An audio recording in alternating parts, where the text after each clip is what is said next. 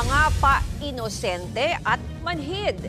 Yan naman ang banat ni Baguio City Mayor Benjamin Magalong sa mga mambabatas na pumalpak at naghiyawan pa matapos banata ni Pangulong Bongbong Marcos ang mga korap na opisyal sa kanyang SONA kahapon. Pinuna ni Magalong ang hiyawan ng mga kongresista sa SONA lalo't sila rin naman daw ang may kasalanan kung bakit nauuwi sa korupsyon ang infrastructure projects ng gobyerno. Git niya, hindi lang dapat ituon sa mismong Department of Public Works and Highways at mga kontratista nito ang investigasyon sa nangyayaring kickback sa mga proyekto. Dapat daw panagutin din kung sino ang namimili ng district engineers at regional directors. 2024 nang unang isiwalat ng alkalde ang umano'y overpriced na rock netting project naman ng DPWH sa Benguet. Parang height of mockery and callousness. Because at the end ho, sila naman ho yung involved dyan eh. Sila naman ho yung mga pasimuno dyan sa mga kalokohan na yan. Yan ang malaking problema natin.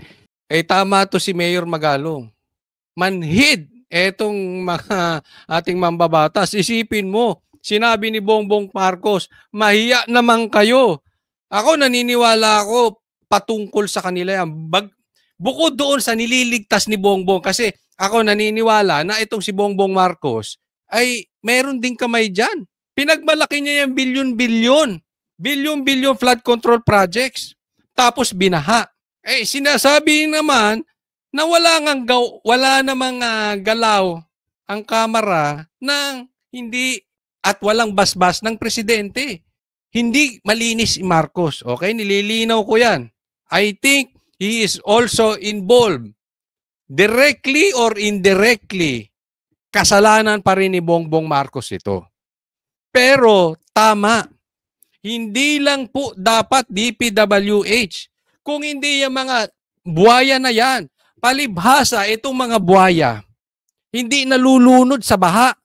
Yan ang gusto ng mga buhaya, yung baha. Kasi diyan sila makakakurakot. Diyan nila ilalagay kunwari yung kanilang kurakot, yung kanilang flood control projects. Buhaya nga eh. Nakakita na ba kayo ng buhayang nalunod? Wala. Hindi sila malulunod. Malulunod yan sa pera, mga swapang yang mga yan eh. Ito po ang nakakatakot dito sa ating. Pinipitik na sila ni Bongbong Marcos. Pinipitik na sila nung pinsan ng kanilang speaker. Sige papalakpakan. Masamang pangitain po yun. Dahil ang ibig sabihin nun, wala kaming pakialam sa inyo. Basta ang pangungurakot namin, tuloy-tuloy. Parang ganun sinasabi. Hindi mo kami kaya. Nakasandal kami sa pader. Kahit presidente ka pa dyan, magngawa-ngawa ka. Ang importante, yung pondo. Malaking problema yun. Dahil ang isang bagay hindi po maaayos kung walang pagtatanggap, walang pagbabago, walang repentance doon sa tao. Kasi malalaman mo naman kung yung isang tao pwede pang ayusin eh. Pag kinonfront mo siya ng kanyang kamalian, di ba? Maraming kwento dyan sa Biblia kay David. Marami siyang pagkakamali, pero pag kinonfront siya, amin siya agad, repent siya agad, dasal siya agad, nagbago siya agad. Eto mga to wala. Kinonfront na sila ng kanilang kalokohan, namamalakpak pa. So anong ibig sabihin? Ang palakpak, ang ibig sabihin niyan, itutuloy nila. Kung ano yung ginagawa nila, tuloy-tuloy dahil naniniwala sila untouchables. So, kailangan dito magpakalalaki itong ating weak president. Dapat habulin talaga. Hindi mo yan makukuha sa salita. Hindi mo yan makukuha sa mga ganyan-ganyan. Ang buhaya, buhaya yan. Hindi mo yan makukuha sa pitik-pitik. Sampulan mo. Isa sa kanila, sampulan mo. Pero, wag mo na namang gawin. Kasi ito nakakatakot dyan. Baka sasampulan niya, ang gagawin niyang panakot kay Tambaluslos. Tandaan nyo to sinasabi ko, ito delikado to. Ang pipitikin niya, yung alam niyang maka-Duterte, hindi makatambaluslos. Pipitikin niya na posible na directly or indirectly, may kalokohan din or may pangalang pwedeng madawit or madamay or magawan nila ng istorya patungkol dito sa baha, dito sa mga kung ano-ano. Halimbawa, si Cheese. Dahil sa tingin nila, si Cheese, kumakampi kay BP Sara dahil hindi sinimulan yung impeachment. Pwedeng ganon. Or other on the middle. Yaan ang pwedeng chilling effect na gagawin. Sinampulan ko na, ha? Parang ganon. Tumahimik na kayo. Pag hindi pa kayo tumahimik sa inyo na directly, wag sana ganon. Hindi po titinuyan. These people, sabi nga, manhid. Ang mukha niyan makapal na. Nakakita ba kayo ng buhaya na manipis ang balat? Ang buhaya makapal ang balat niyan. Hindi mo pwede, yung pitik-pitik, kahit tuktukan mo yan, hindi niyan mararamdaman. They are beyond manhid. Kaya kailangan dyan, sampulan. Hindi pwedeng padaplis o dadaplisan mo yung Duterte o dadaplisin mo yung iba. Hindi, sampulan mo. Isa sa bata mismo ni Tamba. Don't tell us hindi mo kilala yan. Kilala nyo yan. Kayo magkakakilala dyan. Kaya nga si Chanco pumupuyok na eh. Alam niya, congressman yan, alam niya kung sino dyan yung mga aso ni Tamba. Sabihin ko na sa inyo, kung kayo alam nyo kung sino-sino mga aso ni Tamba, sila pa. Pitikin ninyo. Parusahan ninyo. Tanggalin ninyo. Doon, yaan lang ang paraan para magpakatino yan si Tamba Luslos. Other than that, tama si Magalong. Manhid na yung mga yan. Nagkakaroon ng conspiracy, yan po yan, sa mga kickbacks na yan. Sa mga hatian, sa mga porsyento, sa pagpili ng mga contractor, favored contractor, na karamihan din, politiko din. Alam nyo, itong patungkol sa mga contractor, dati naman ang ginagawa yan. Wala naman sigurong, diretsuhin na natin, no? Wala naman sigurong virgin sa atin. Di ba? One way or another, kung hindi man directly pera, may paboryang matatanggap. Ang importante rito, napagsilbihan ng mabuti yung taong bayan. Ulitin ko, hindi po ko sinasabing mabuti yan. No? Pero, ang punto ko lang dati na yan. Kasi alam ko yan ang sasabihin ng mga bashers eh. Pero, iba po ngayon. Literal po buhaya. As in, sagad. Kumbagat sa vampira, sasagarin talaga yung dugo mo hanggang talagang wala na silang masipsip sa'yo. Hindi yung alam mo yung parang vampira na or lamok na kakagat lang ng konti sa'yo para mabuhay siya, makakuha lang siya ng dugo sa'yo. Hindi. Ito, vampira talaga. Sasairing ka. Diyan ko na i-compare tong mga ito. Kaya, walang nangyayari sa atin di ba? Konting ulan, baha. Konting ulan, sira ang kalsada. Walang natatapos na infrastructure. Walang nagagawang infrastructure. Wala tayong pag-asenso. Ilang taon na ako. Problema na natin yan. Dati pa. Anong ginawa nung kauna-unahang nagalit sila kay Marcos Sr.? 1986? Nag-EDSA. Nasolusyonan ba? Hindi. Nangibabaw lang ang komunista. Sila din. Anong nangyari sa Pilipinas? Umayos ba? Hindi. Sa katotohanan, sumama pa. So pasama tayo ng pasama. Masama. Pero ngayon, grabe, sobrang sama. Akalain mo pati impeachment may bayad. Pati pirma may bayad. Kada pirma nyo lahat. Pati hearing nga, ano sinabi ni Magalong? Pati hearing, may bayad. Inimbestigahan ba yan? Sino lang inimbestigahan nyo? Si BP Sara. Kung concern itong mga mambabatas natin, dapat inimbestigahan din to sinasabi ni Chanco. Sinabi ni Magalong. Nagko-connect the dots na po. Hindi lang po yan paninira. Tumutugma yung mga sinasabi. At hindi naman magkakaalyado tong mga ito. Pero ganyan po kasi talaga ang baho. Sa sobrang paggrabe ng paggrabe, yung baho hindi mo na matago. Umaalingasaw na. Next topic po tayo. Ito, pag-usapan natin. Bakit takot si Marcos sa online gambling? Sige, pakilagay nyo dyan. Sabihin ninyo, bakit hindi pinitik ni Bongbong Marcos ang sugal? Walang miss opportunity. Yan ang direktang sagot ng palasyo sa mga nasasayangan umano sa pagkakataong talakayin ni Pangulong Bongbong Marcos ang issue sa online gambling sa kanyang ika-4 na SONA. Sa eksklusibong panayam ng News 5 kay Palace Press Officer Claire Castro, sinabi niyang pinag-aaralan pa ito ni Pangulong Bongbong Marcos. Dahil nga sinabi natin, kung magsasabi naman siya agad na ito Taliban ito, pero hindi pala nagiging maganda ang epekto nito sa bayan, mas mukhang magkakaroon ng pagkakamali ang Pangulo. Nako, mali talaga, mali.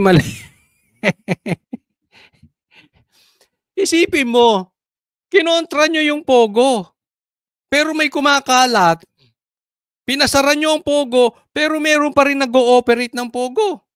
O, totoo ba yan, Claire? Don't tell us na hindi mo alam. Pinasara nyo Pogo, pero meron namang online gambling. Binabanatan yung isabong ngayon ang nilalagay nyo sa investigasyon, pinalutang ninyo yung patungkol sa isabong, pero hindi nyo magalaw ang online gambling. Kaya nga masisisi ba natin ang ating mga kababayan kung sinasabi nila, I may disagree or I may not disagree with them. Pero ito po ang kumakalat na balita. Hindi kaya ni Bongbong Marcos isara ang gambling kasi kakampi niya ang mga gambling lords. Sila daw ang pumopondo kay Bongbong. Totoo ba yan? Di ba? Hindi natin masabi. Ikaw, Claire, alam mo siguro yan. Kung totoo yan or hindi. Kayo mga kababayan ko, anong sa tingin ninyo may katotohanan ba yan? Di ba? Kasi pati nga drugs, pinitik ni Bongbong Marcos. Baha, pinitik niya sa SONA. Dalawa, hindi niya nabanggit. Baka dito siya takot. Yung online gambling at saka yung pagkidnap kay Tatay Digong. Yan po ang pinakamalaking balita ng 2025. Yan po ang pinakamalaking balita ng nakaraang taon ni Bongbong Marcos. Yung gambling at saka yung pagkidnap kay Tatay Digong. Pero iniwasan sa SONA. Anong iisipin ng taong bayan? Guilty si Marcos, mastermind si Marcos sa pagkidnap kay Tatay Digong. Hindi niya pwedeng pitikin dahil siya sa kanya galing yun. Yung sa gambling naman, nakikinabang siya. Masisisi ba natin ang taong bayan kung hindi ganun ang isipin? Pagkakamali ang Pangulo. Nadismaya ang ilang senador na hindi nabanggit ang online sugal sa talumpati ni PBBM. Balak ngayon ni Senator Kiko Pangilinan na imbestigahan sa Senado ang online sugal na isang public health concern ayon sa DOH. Sa kabila nito... Ako sangayon ako doon. Kiko, simulan mo yan. Baka magkaroon ka ng silbi bukod doon sa paghigop mo ng sagbaw na hindi mo naman nahihigop. Bukod doon sa mga kalokohan mo dyan sa mga kinakain mo, yung mga papunta-punta mo sa palengke, di ba? Yung mga kadramahan mong ganyan. Baka magkaroon ka ng pakinabang, pasimulan mo, di ba? Hindi man ikaw ang chairman ng committee na yon, paimbestigahan mo, ikaw ang magmitsa para imbestigahan itong online gambling na ito. Baka matuwa kami sa iyo, magkaroon ka ng silbi, Kiko. Iginiit ni Castro na hindi ito pananahimik. Sa ngayon ay hindi pa natin alam kung ano talaga ang balak ng Pangulo dito sa online gambling dahil totoo yan. Sabi nga natin, yung isabong wala na, sinuspend yan or hindi na ito umiiral pero bakit nandiyan pa rin yung mga illegal? Alam mo kung bakit, Claire? Sabi siya, hindi daw niya alam kung anong plano ng Pangulo patungkol sa online gambling. Wala ka namang alam, Claire eh. Di ba? Ang alam lang nito si Claire is about Duterte. Tanungin mo siya ng patungkol sa Duterte. Makakasagot siya. Pag patungkol sa Pangulo, pinag-aaralan. Hindi ko masasagot yan. Hindi ko alam yan. Hindi pa natin alam kung anong plano ng Pangulo. Nung silbi mo, spokesperson ka eh. Kung ano man ang title mo, lumalabas, ikaw na talaga ang tagapagsalita ni Bongbong Marcos. Ikaw ang harap sa media eh. So ikaw na yon. Wala akong pakialam kung ano mang posisyon mo. Ikaw yon. Hindi po pwedeng harap ka ng harap sa media nang walang basbas ang Pangulo.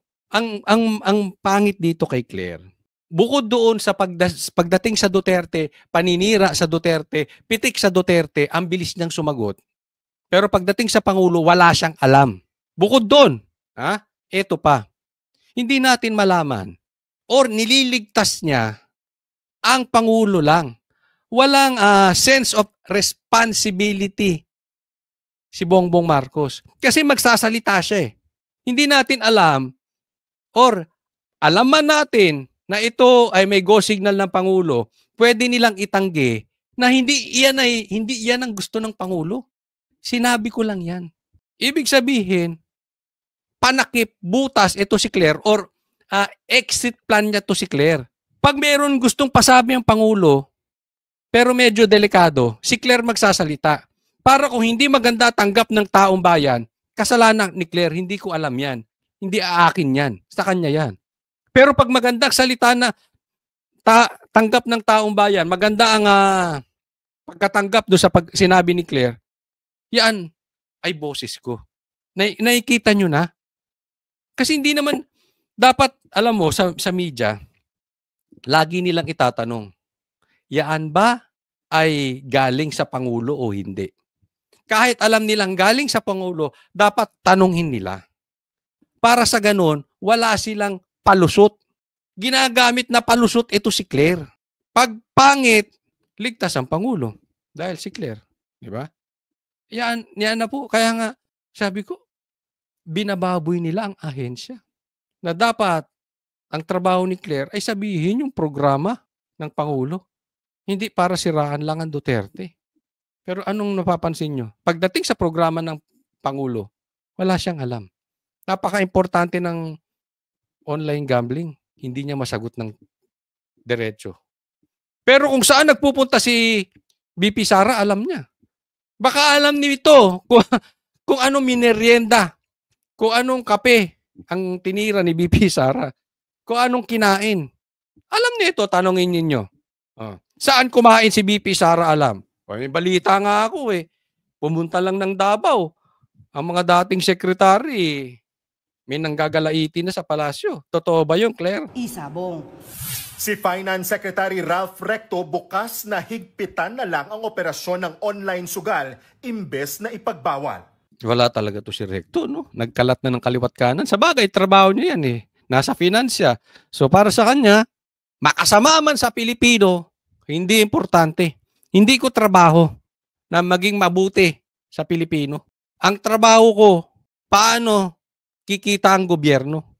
Hindi ko trabaho kung ano mang mangyari sa inyo dyan. Magutom man kayo, kakatax-tax ko. Bahala kayo sa buhay ninyo. Kinain na ng sistema ito si Recto. It's a balancing act that we have to do. Kabilang dyan ang dagdag buwis na Saglit lang. I really don't believe this balancing act. Na kasi yung gambling, pasensya na po. Ito baka this is only my opinion. This is only my stand. Okay? Posibleng magkakaiba-iba tayo dyan. Pero pagdating sa droga at gambling, dyan very strict ako. 99% no for me is a yes. Anong ibig sabihin? Kahit 1% ka lang. 1% ka lang magsugal. 1% ka lang tumira ng droga. Lalamunin ka niyan. Kaya dapat yan 100% zero. We cannot compromise on these things. Ito yung sinasabi natin na supposedly this is white and black. Hindi yan pwedeng give and take. Hindi pwede yan compromises. Hindi pwede yan recto na balancing act. Kasi sisirain yan. Kumita man tayo ng konti ang gobyerno patungkol sa gambling, sisirain ang sistema. Bakit? Ang maghahari dyan, gambling lords. Maraming lagayang mangyayari dyan. Makikinabang lang ang politiko dyan. Makinabang man ang Pilipinas, kaunti. Pero in totality, drugs and gambling, hindi pwedeng biruin. Gambling is as worse for me as drugs. I can compare gambling as legalized cocaine. Nakaka-addict po yan. Sisira yan ng pamilya. Gagawa yan ng krimen. parehas po ng droga. Sisirain yan ang kalusugan mo. Nakakita na kayo ng naggagambling? Hindi na nakatrabaho? Hindi na makafocus? Ayaw na ngang kumain? Wala nang ginagawa sa buhay kung hindi nalulung sa gambling. So huwag po natin bibiruin yan. Well, anyway, meron kasi sila sinasabi, paano coach yung mga kasino? Legal naman yun. Pero wala tayong magagawa. Gusto ng gobyerno yan eh. Siguro kaya hindi ako pwedeng politiko. Kasi kung ako politiko at ako presidente, sarado lahat ng kasino. Kung ako presidente, may droga, bibitayin ko talaga. Gagawan ko ng paraan na magkaroon ng batas patungkol sa droga. Death penalty agad. Kasi parehas yan. Sisirain ang komunidad natin. All the same. Wala kang tulak ikabigin. Ay, mas masama ang droga. Hindi po. Para sa akin, parehas lang yan. It's supposed to be 100% no. Hindi pwedeng 99% no and 1% yes. Kabilang dyan ang dagdag buwis na posibleng itaas pa sa 40% mula sa kasalukuyang 30% na pinapataw ng PAGCOR at BIR sa online gambling operators. Ayon kay Recto, may dagdag na 20 billion pesos na gaming revenues ang bansa dyan taon-taon. Nagbabalita mula sa... Ayan ang sinasabi, okay? May dagdag 20% ang gobyerno at plano nilang gawin from 30% to 40% ng tax. So ano ibig sabihin? Ito yung nakakatulong sa Pilipinas. Ito ay sinasabi niyang balancing act. Pero hindi pa rin. Sige, tumaas ang tax natin. Saan mo kinuha? Doon sa mga nasirang pamilya? Sa mga nasirang buhay? Di ba mas maganda kukuhanin natin yung tax natin doon sa mga nagnegosyo? Doon sa mga nagtrabaho? Doon sa may mga produksyon, doon sa may mga serbisyo, o doon sa mga nasirang buhay, dulot ng gambling. Diba? O kumita ka nga ng 40%. Kinuha mo doon. Sa isang tatay na dapat nagpapakain ng pamilya. Yung isusubo nung anak na ulam, kinuha yung tax at doon sa sugal, lagay sa mga politiko at doon sa gambling lords. Type nyo yon. Ayoko sa inyo. Well, anyway, kayo gobyerno eh. Ako naman nagpapayo lang.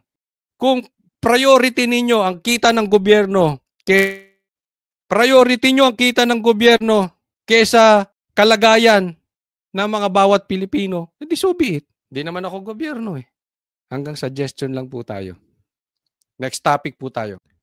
Si Tamba. Pag-usapan po natin. Junior, ang banta na hindi aaprubahan ng national budget na hindi alinsunod sa plano ng gobyerno.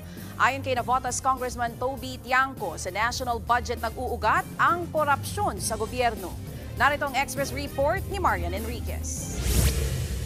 Hindi lang mga maanomalyang flood control projects ang dapat imbestigahan, kundi lahat ng klase ng korupsyon. Yan ang iginiit ni Navotas Representative Toby Tiangco.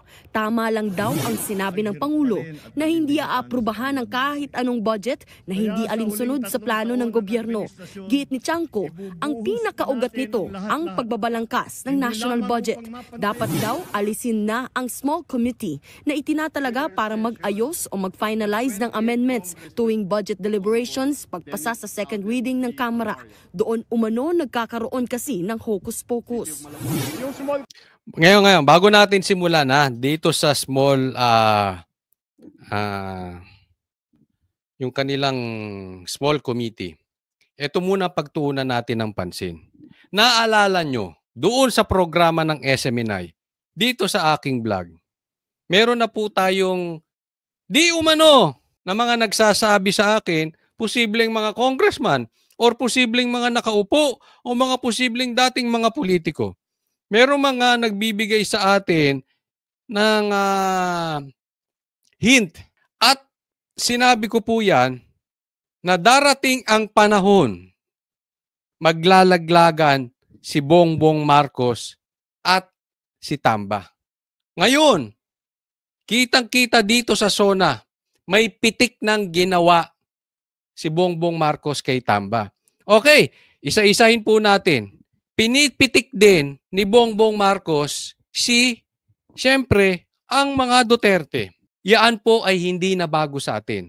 Alam natin, ginagawa yan ni Claire, ginawa na rin sa SONA, at patuloy na gagawin niya ni Bongbong. So, he is not off the hook. Kumbaga, hindi natin siya pwedeng pagkatiwalaan dahil magdedere-derecho yung pagkalaban niya sa Duterte. Pero ito, magpinsan. Kaya nga ako, sinasabi ko sa inyo, una pa lang, before pa to nagsalita tong mga ito, ako'y hindi naniniwala na magkakampi si Lisa at si Tamba. Posible sa media or pag sila magkakaharap, civil sila sa isa't isa. Pero may laglagan yan. Dahil sa sobra ng baho, sa sobrang problema ng gobyerno natin, maghahanap ng outlet si Bongbong Marcos. So ulitin ko, hindi na natin maaalis, ituturo niya ng Duterte. Pero sa sobrang laki, kailangan magturo din siya. At eto na, binabanata na si Tamba. At antayin ninyo, kasi medyo mabilis pa nga ito eh. I was expecting mga 26, then latter part 27 magkakaroon ng banatan. Pero yung SONA, may pitik na agad si Marcos diyan kay Tamba. At si Chanco, alam naman natin, campaign manager yan ng alyansa. Sa side yan ni Bongbong Marcos. Pero, this is not the first time pinitik si Tamba.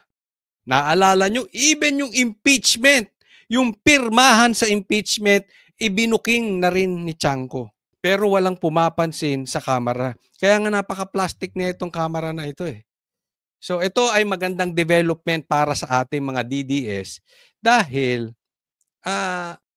again, mahahati sila. At hindi po pwede, hindi man lalaglag yan si Tamba. Alam naman natin, si Tamba, gaya ng sabi ni BP Sara, hindi lumalaban niya ng patas. Actually, ayaw niya ng kalaban. I-eliminate niya ang kalaban. So, antayin natin yung mga ganti ni Tamba. Pero yaan ay hindi po magiging obvious. Hindi yan pipitik ng diretso. Sino po ang i-observe ninyo? Observe nyo yung mga aso ni Tamba. Pipitik yan sa gobyerno. Yung aso ni Tamba, pipitik yan kay Bongbong. And pati media, observe nyo itong mabuti, media at vloggers na dati ay na kay Bongbong, pipitik yan. Abangan ninyo. Dahil di umano sa aking nabalitaan, hindi natin alam kung totoo o hindi. Sana hindi po. Pero alam to eh. Alam to sa industriya ng mga vloggers. Nagbibigay ng pera yan. Hindi ko na patutukuyan kung sino mismo. Baka delikado tayo. Pero kayo, alam nyo siguro yun. Nagbibigay ng pera yan. Kaya yung banat niyang pailalim. Tingnan nyo. Hindi lang DDS vloggers ang mag-aano. Pati yung mga vloggers nila. At alam nyo naman kung sino ang makatamba vloggers. Antayin ninyo. Ang ganda ng nangyayari ngayon, pambira. Pati mga demonyo naglalaglagan. Oy, nako. Committee na yon, walang minutes yun.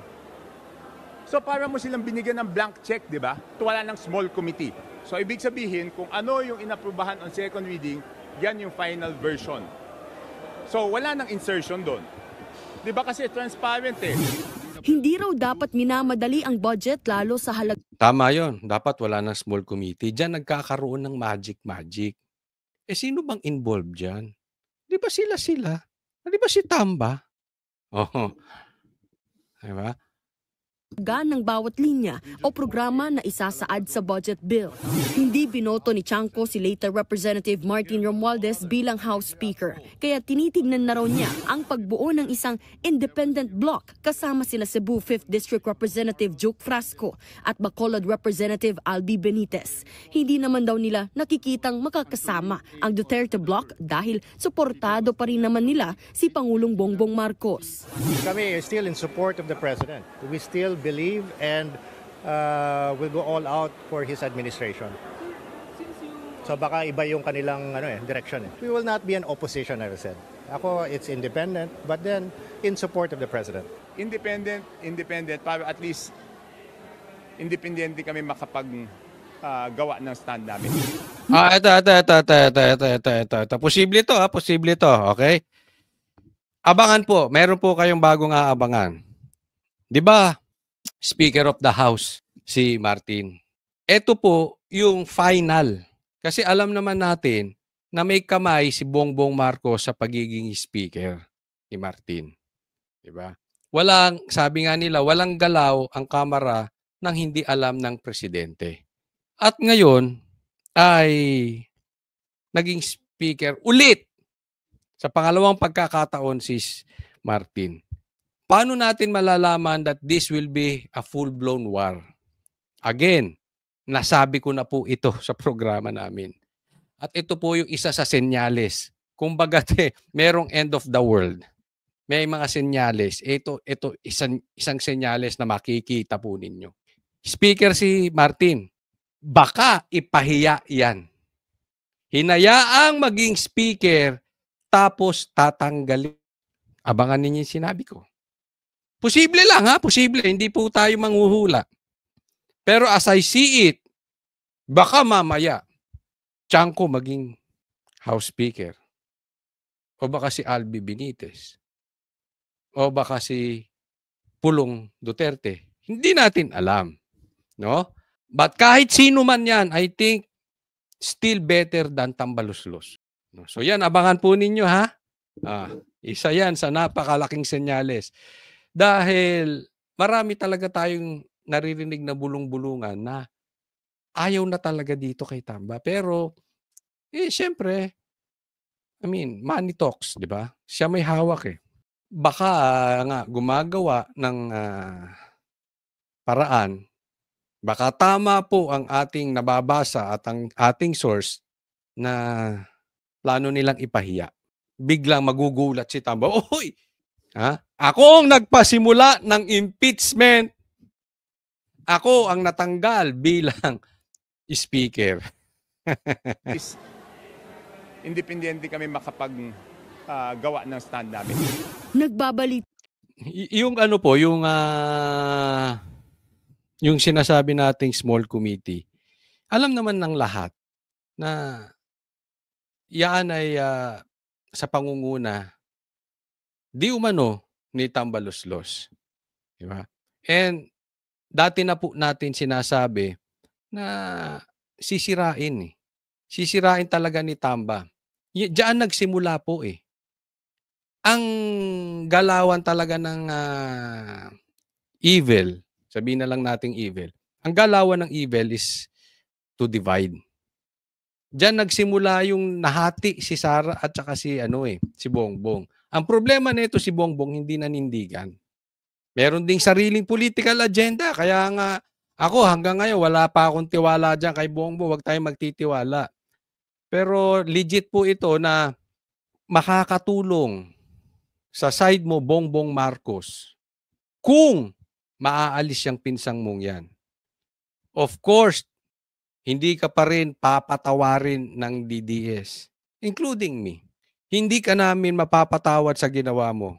But still, better kesa naman ganyan tayo.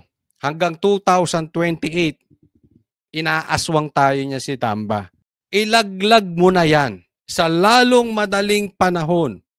Baka sakali sa pag-alis mo dyan, hindi ka man mapatawad ng mga Pilipino, hindi ka habulin ng kaliwat kanang kaso.